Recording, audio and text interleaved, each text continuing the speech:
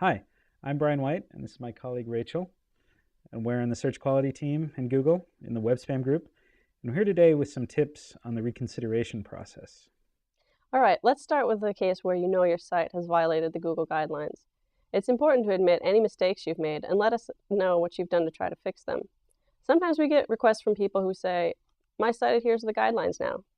That's not really enough information for us, so please be as detailed as possible. Realize that there are people actually reading these requests, including the people in this room.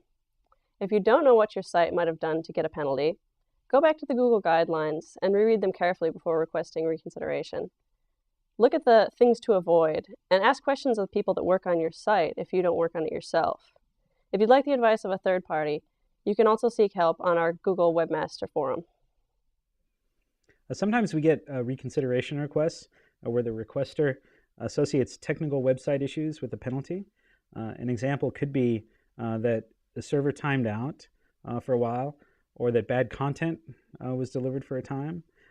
Google is pretty adaptive to these kinds of transient issues with websites. So people sometimes misread the situation as "I have a penalty" and then seek reconsideration. It's probably a good idea to wait a bit and see if things revert to their previous state.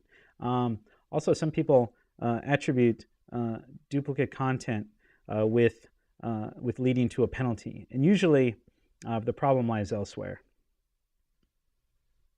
And say you enter a partnership with someone else, say another website, and they put this combined effort together in a way that goes against our quality guidelines and involves both your website and theirs. And then the end effort reflects badly on both. You have control over your site, but sometimes it's hard to get stuff cleaned up on sites that you don't control. We are sympathetic to these situations. Just make your best effort to document that in a complete reconsideration request. In the case of, say, bad links that were gathered, point us to a URL that shows your exhaustive effort to clean that up. And also, we have pretty good tools internally, so don't try to fool us. They're actual people, as Rachel said, looking at your reports. If you intentionally pass along bad or misleading information, we will disregard that request for reconsideration. Please don't spam the reconsideration form. It doesn't help to submit multiple requests all at the same time. Just one detailed, concise report, and just get it right the first time. Your request will be reviewed by a member of our team, and we do review them promptly. That said, if you have some new information to add about your site, go ahead and file a new reconsideration request. And finally, if reconsideration does happen, please be aware that it can take some time to notice when a penalty has been lifted. We appreciate your patience.